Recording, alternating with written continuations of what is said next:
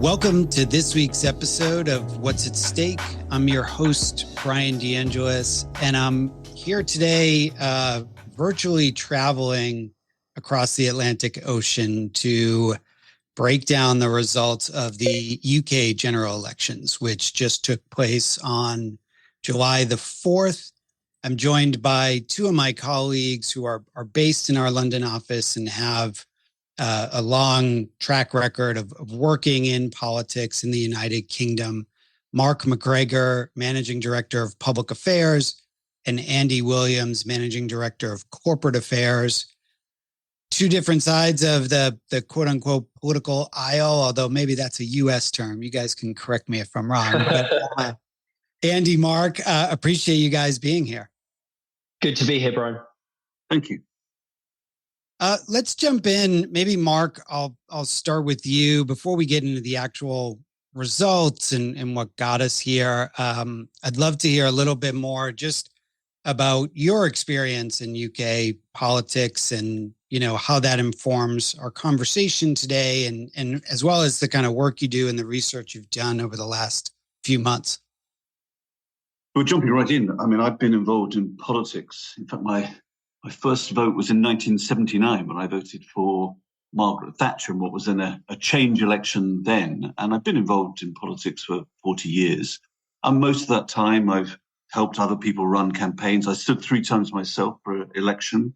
And I was chief executive of the Conservative Party in the early 2000s. And then I've run a number of think tanks here. So a lot of my time has been spent trying to understand politics and help politicians. But the last 20 years or so, I've spent working trying to help companies and organizations decode politics, understand how they make their kind of pitch to politicians, officials, and what we call here the Westminster Village. And Andy, you've had a similar experience on the Labour side of things. I don't know if you were old enough to vote for Margaret Thatcher, but tell us a little bit about your background. Yeah, sure. So I began my career in Westminster-focused public affairs in 2012. So although that's only 12 years ago, I think what we've seen in that time in UK politics is an almost unprecedented period of political turbulence, of change, and of upheaval. At that time, we had a very rare in UK politics coalition government, coalition between the Conservative Party and the sort of centrist Liberal Democrat Party. That was really unusual and posed its own challenges for clients and for those looking to influence the political process. We then had a really seismic event in Brexit, in the UK's decision to leave the European Union, which, again, for businesses, particularly businesses with a strong foothold in the UK and in Europe, was a major moment and actually caused a huge amount of turbulence in our politics. We've seen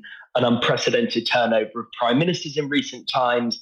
And I suppose that's what brings us to this moment in recent days where we've just had the general election off the back of a period where the UK ran through a series of prime ministers in a very, very short period of time. Let's dive into that a little bit more. So as you said, it's been 14 years of Conservative Party rule. It's had its, I guess, turbulence, both externally with Brexit and internally with the number of prime ministers. Different from the US, the prime minister gets to choose when the election is going to be held within a certain window. And I guess it was, 6 or so weeks ago, Rishi Sunak announced that you all were going to have your elections on July 4th. What led us to this point, to doing the elections this week? And Mark, maybe I'll start with you. Yeah, look, the election had to be held at the latest, essentially at the end of, before the end of 2024. So there were only really a number of windows to hold the election. You can't hold it in the summer.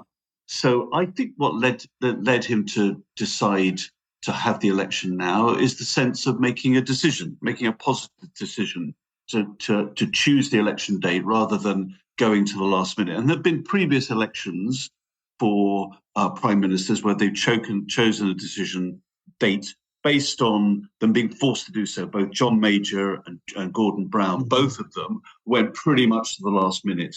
And there was definitely a sense of, I mean, I remember those elections, a sense that they were hanging on, and that wasn't a good look for the electorate. So I think Rishi Sunak decided, I'll seize the initiative, I'll hold it at a time of my choosing, I've got my plans in place, I want to surprise the opposition, but whether he did so is, of course, another matter. And I think that was pretty much the most important factor. One secondary factor is, I think there had been some good economic news, but it didn't, I think it looked as if there probably wasn't going to be any more significant good economic news. Interest rates might fall once, perhaps before the end of the year. The capacity to have another budget, which was certainly one of the options with tax giveaways, probably wasn't going to be able to happen. So it felt like the room for manoeuvre was pretty limited. The Conservatives obviously were in a difficult place. They're very, very far behind in the polls. The polls that obviously have turned into reality a few days ago. And so I think he just decided, let's go for this date. At least I'll be seen to have taken a kind of positive action. I agree with everything that Mark said. I think that element of surprise, the attempt to catch Labour on the hop, was a significant driver. So there was a feeling in Conservative circles that while Labour kept going out there and saying, we're ready for this, bring it on, everything's in place, that actually maybe they wouldn't be quite so set to start running a campaign straight away. In fact, what we saw during the campaign from Labour, and this has been borne out in a significant victory for them, is a very disciplined campaign, one where the messaging was extremely controlled, extremely tight. You had almost complete party unity. You saw virtually no gaffes. There were some slightly rockier moments during the campaign, but by and large, you had a leader in Keir Starmer, now the Prime Minister, and Rachel Reeves, the new Chancellor, who are completely united, completely on message, and ran a very small C Conservative, a very guarded, quite a sort of a low key, no mistakes campaign, but one that paid off and projected confidence that I think the Conservatives and Rishi Sunak maybe underestimated how prepared and how in charge they would be during the campaign. Let's talk a little bit more about that messaging and sort of the political climate heading into this election. Similar to what I think we're experiencing in the US from where I sit in DC, the economy seemed to be number one issue, immigration, maybe in a slightly different sense, but another huge issue. I think healthcare was also a huge issue for the UK. Are those is that what drove folks, and, how did each side do on that? And maybe I'll start with Andy first. Yeah, so I think there's two dimensions here. I mean, one is there's a great political commentator in the UK called Danny Finkelstein, who is a member of the House of Lords, a peer, and he says that you can basically only run a couple of campaigns in politics, full stop. And that applies to the US context, it applies to the UK context. One is, we're on the right track, don't turn back. So that was one option for Rishi Sunak, was to say, look, I have an economic plan that's working. Inflation is coming down. Yes, we had an economic shock a couple of years ago when Liz Truss was Prime Minister for 49 days, an unprecedentedly short period of time. But actually, I've got things back under control, is what Rishi Sunak was trying to say. What Labour was trying to say, and this is the sort of inverse of that campaign, is it's time for a change, right? It's a classic tactic and campaign message, but Labour's big theme throughout this campaign was, you've had 14 years of the Conservatives, and on a number of measures, things are worse, not better, than they were in 2010. And before I hand to Mark, obviously the economy was a major theme. So what's termed in the UK as the cost of living crisis, the feeling that people, not just at the lower end of the economic scale, but the middle classes in particular, are squeezed, are suffering with inflation in recent years, with higher bills, with wages not keeping up with inflation, and that actually life is just a bit tougher. In fact, some cases a lot tougher than it was for Right. people a while ago. And that was a significant theme. And Labour really ran a campaign that was big on turning the tide, on driving economic growth, and really driving more investment into the economy as well, which post-Brexit has been a challenge and an area where we've needed a bit of recovery. That's right. And if you look at the state of public finances on the back of 300 billion spent on support for businesses and individuals during COVID, 100 billion spent on support for energy prices for business and households since Russia's invasion of Ukraine. The economy is not in a good place. There've been low rates of growth. We've had hikes in energy prices, food prices. So people are feeling pretty grumpy. But it's important to understand it isn't just a phenomenon in the UK. Most countries that have had elections in the last couple of years had seen whoever happened to be in power turfed out and replaced by the main opposition party. We just had elections in France where the president, Macron, was defeated by the opposition, the Front National. So you've seen right across Europe and in other countries around the world, unpopular governments facing elections end up losing, and sometimes losing big, as has happened in the UK.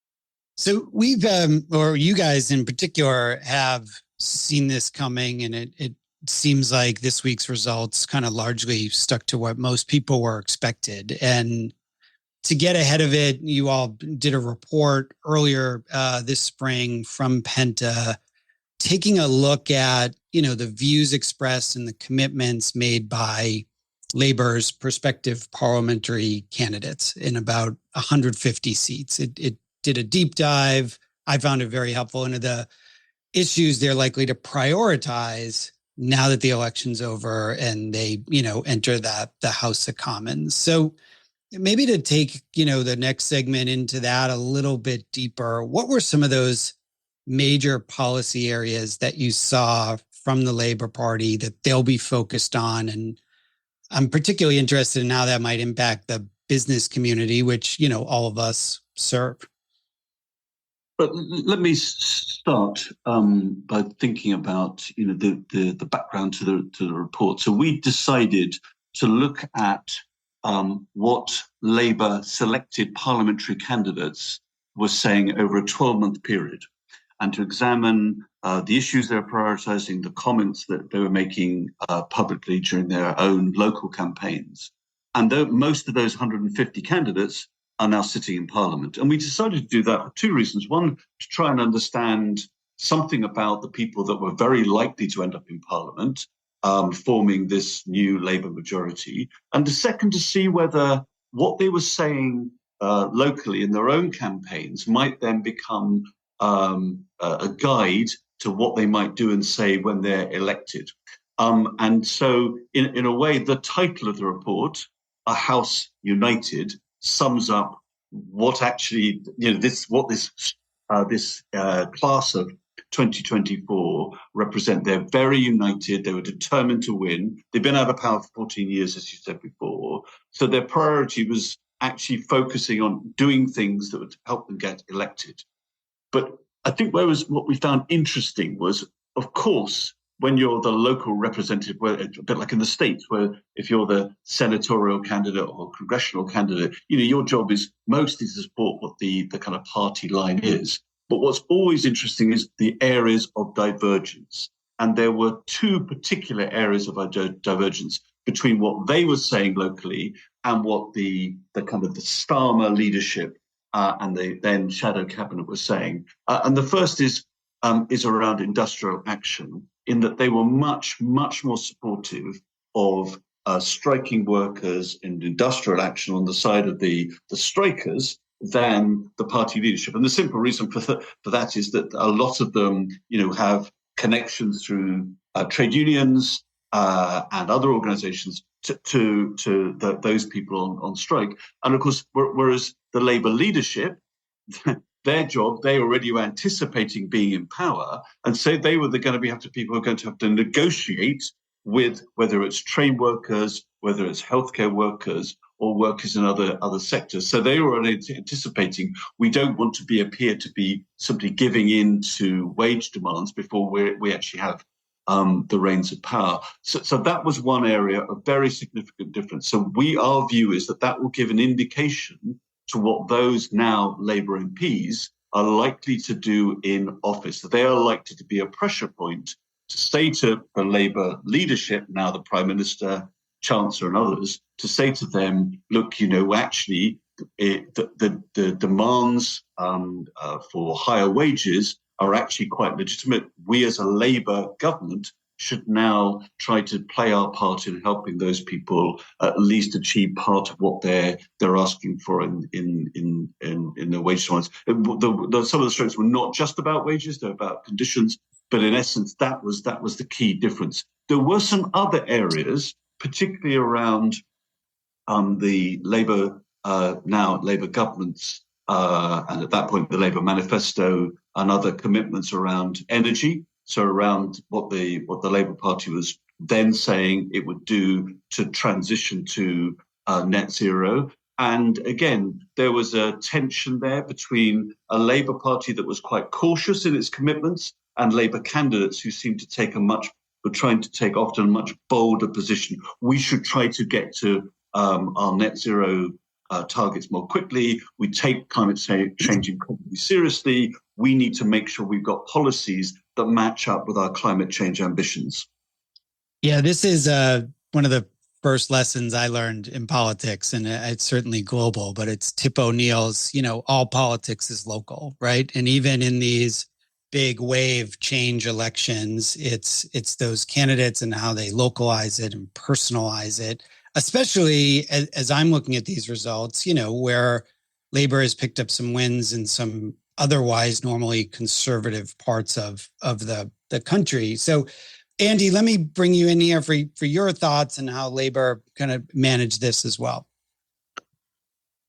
Yeah, I mean, firstly, on that particular point, I think one of the major areas of progress and reform that Labour are hoping to enact over the next few years is, on your local point, is around housing. I mean, in Britain, there is a housing crisis in terms of supply. It has pushed house prices up to eye-watering levels. It's pushed rental prices up to eye-watering levels, particularly in London and in the cities, and that has spread out to the suburbs. And so a lot of Labour's plans for growing the economy, but also for to use a sort of conservative buzz phrase of the last 5 years, for levelling up Britain, for improving economic conditions outside of London and particularly in the north, is to build more houses, improve housing supply, and give people an opportunity to get on the housing ladder.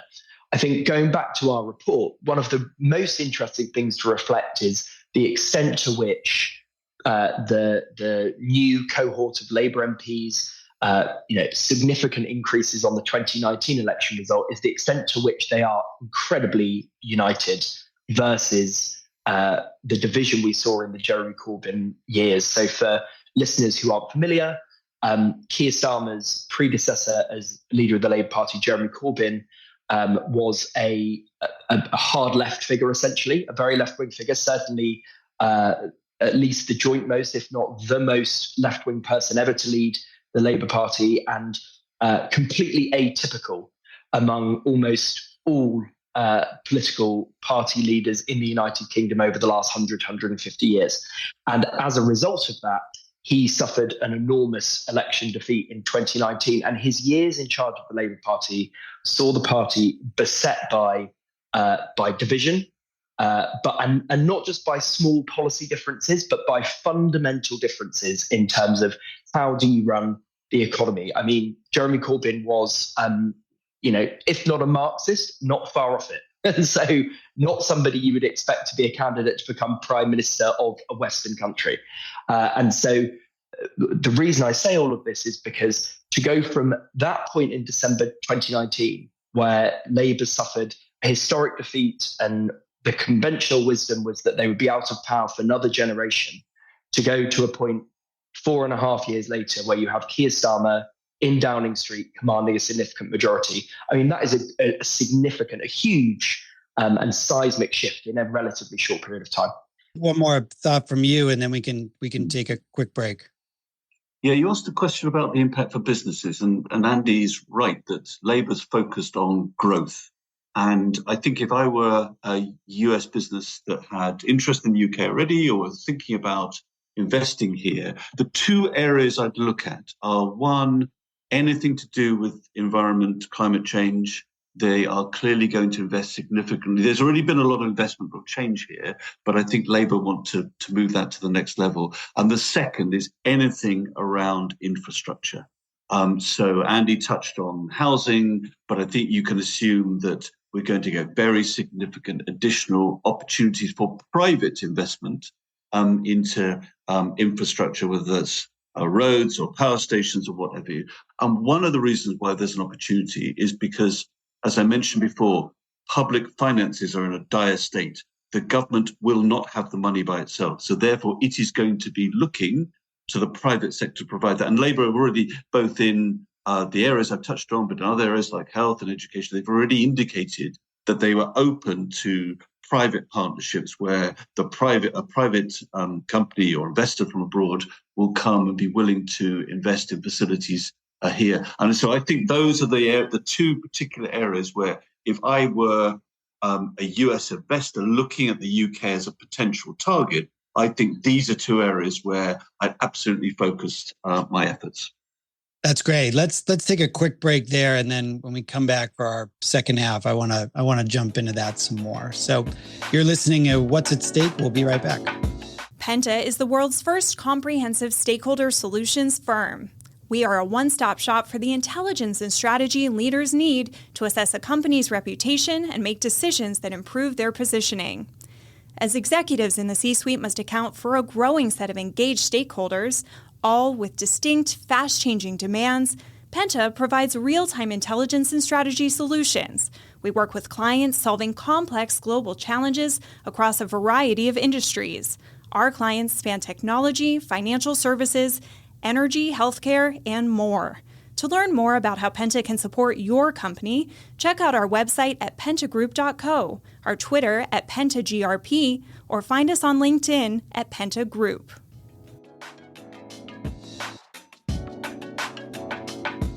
Welcome back to What's at Stake. I'm here with Mark and Andy from our London office, breaking down the recent UK elections.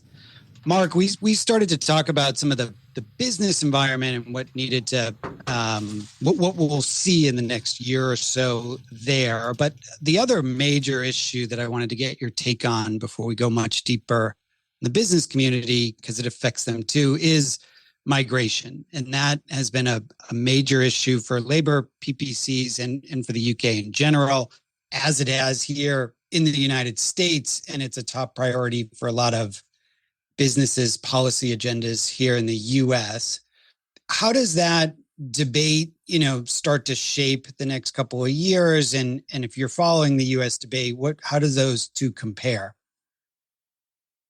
Very similar to the debate you're having there. There have been significant concerns about both legal and particularly illegal migration into the UK. So last year, just to understand the stats, there was net migration into the UK of more than 750,000 people. Now, that's a very significant size of a single city that has come to the UK in a single year. Now, partly that's because of external factors. For example, Britain opened its arms to welcome those from Ukraine. Sure. Similarly, we had a scheme to encourage people who wanted to come to the UK from Hong Kong. So those are kind of what you might call one-off factors. But regardless, it's still a very significant number of people that are coming here. That does include students, for example. It includes people coming to work on work visas. And I think a lot of it is not so much about the numbers. There certainly are some people that think that those numbers are too high. It's also about a sense of fairness. And that's why a lot of the focus here has not so much been on the legal migration, but on the illegal migration, where people seem to be coming to the UK. They're kind of getting around the rules to get here, and then they apply for asylum, and then in many cases they are granted that asylum. And I think there's a sense that people are kind of jump the queue, if you like, ahead actually of other migrants. But one of the driving factors, and here's where I think the tension is likely to have an impact on the Labour government, is that the industries that many of these people are coming to work in are the industry where there's skill shortages or just shortages of staff. So health and what we call social care, those are the huge numbers of people have arrived, been brought to the UK, and they've ended up working in those professions. The same with things like farming, where in the past we've had temporary workers come to the UK, work for a period and then return, because there simply haven't been the numbers of people willing to work in those sorts of industries. And so although politicians often say tough words about having limits on migration and making sure we have control of who comes here, the truth is that Britain needs migration in order for large parts of the economy to work. If those people simply didn't come or were banned completely from coming to the UK, large parts, certainly of our health service here, would simply grind to a halt. And so I think that's going to be a tension. It's certainly true that it was a big issue in the election, and it has been an election. It was certainly one of the factors behind the Brexit vote in 2016. But there's also this tension that Britain needs migrants in order for some of our basic industries to work. And without it, they would be in very serious difficulty. It sounds all too familiar to what we're dealing with right now and have been for years, and certainly it'll pick up over the next few months. And that puts a lot of pressure on candidates and members. And so, Andy, I'm curious, as we pivot into how businesses should prepare for and engage with this new Labour government, especially around maybe this issue and some other issues, what is your advice, or how are you counseling clients around how they should approach that, how they should manage maybe some of the differing priorities between Labour and the party leadership, and what's best to help advance their agenda? It's interesting because a lot of people in our world, in our industry, and in businesses have just become used to engaging with Conservative and Conservative-led government, and therefore Conservative ministers. It's been, as we keep saying, it's 14 years. That's a very long time where you get used to the way in which a particular party operates. And I think it's important to say that engaging with Labour, the way the Labour Party thinks about things, and the way that a Labour government will respond to requests and to arguments and to the concerns of business is quite different. Firstly, and this is not a criticism, it's just a fact, Conservative governments tend to be quite a bit more transactional. They look at things from an economic growth perspective, from a sort of brass tacks numbers perspective. I think a Labour government is going to be more interested in, yes, investment, yes, money, that's important, but how can you invest in projects and in developments, etc., that help to improve communities and drive growth in an equitable way? And what's the sort of dimension from a green economy perspective? So those are all factors to consider. I think it's very important that businesses looking to engage with a Labour government really get to grips with and understand their agenda. It's no good going in with a narrow focus and sharing your narrow concerns as one business, but understanding how those concerns or how what you're looking to achieve fits into the bigger picture. Labour has these 6 first steps, as they call them, for growth. There's sort of one each on the economy, on housing, on immigration, on education, etc. And that will be an important focus for the first year or so. But looking at Labour's longer term agenda, a lot of it is about making Britain one of the leading green economies in the world, for example. How can you fit into that agenda? How can you fit into an economic growth agenda? Technology is going to be a big focus. So where does your organisation fit into a vision that puts technology at the heart of growth and of jobs, for example?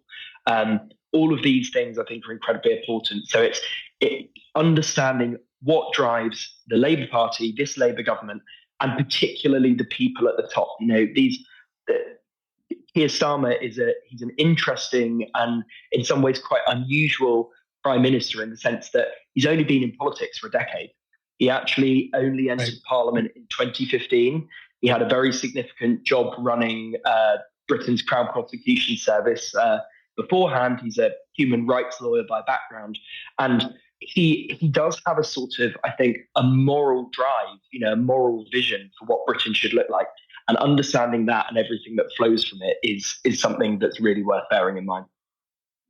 That's probably a great place to end. And I'd love to get both of your final thoughts. I know we're only a couple, hours and days out of the election, but the new government should have about a 5-year term, which sounds delightful, by the way, compared to our seems like every year elections.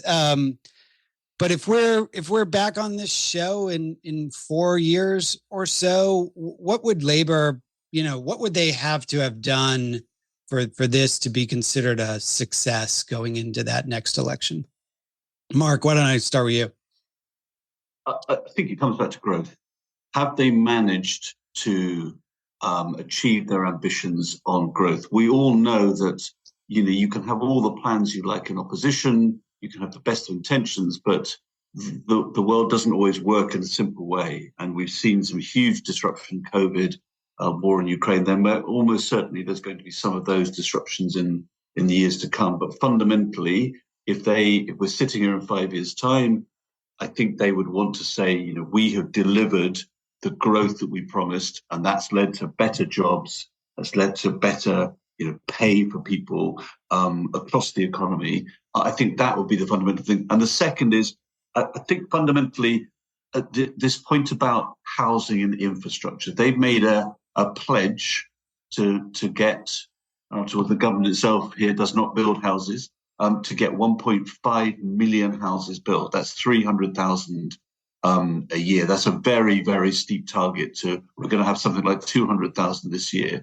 So I think they want to be in a position in 4 or 5 years to have gone a very long way to getting that delivered, because of course that is the one thing that would be then enable them to say we're on a good track.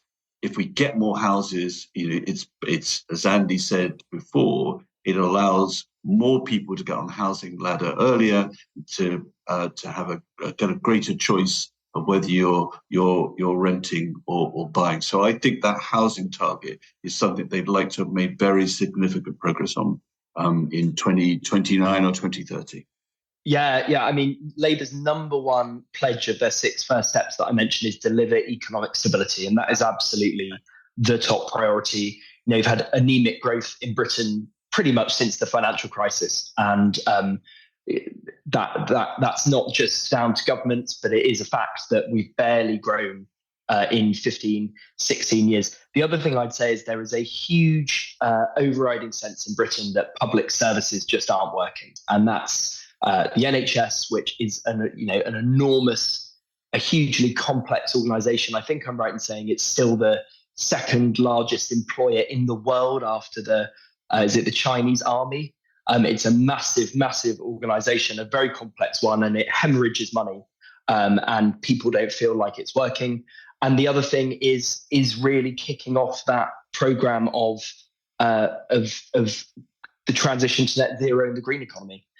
Labour has made a series of pledges. Its centrepiece on that is setting up an organisation called GB Energy, which would be a vehicle that invests in the green technologies of the future. Frankly, there's a lot of skepticism around whether or not that's going to be effective, but it is a big pledge. And I think if that works, it really could pay off, but let's see. So kickstarting the green economy and sort of hastening the transition to net zero, I think will be another area where there's lots at stake.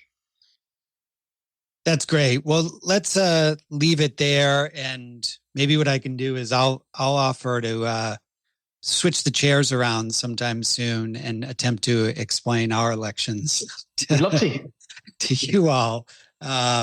I'm getting jealous the more I talk to you guys about how sane all of this sounds in the UK compared to what I watch every day over here. But really appreciate you guys coming on and breaking down this election for us. Thank you. Thanks, Bryan. And to all our listeners, remember to like and subscribe wherever you listen to your podcasts. You can follow us on X at PentaGRP or on our website, pentagroup.co. I'm your host, Bryan DeAngelis, and as always, thanks for listening to What's at Stake.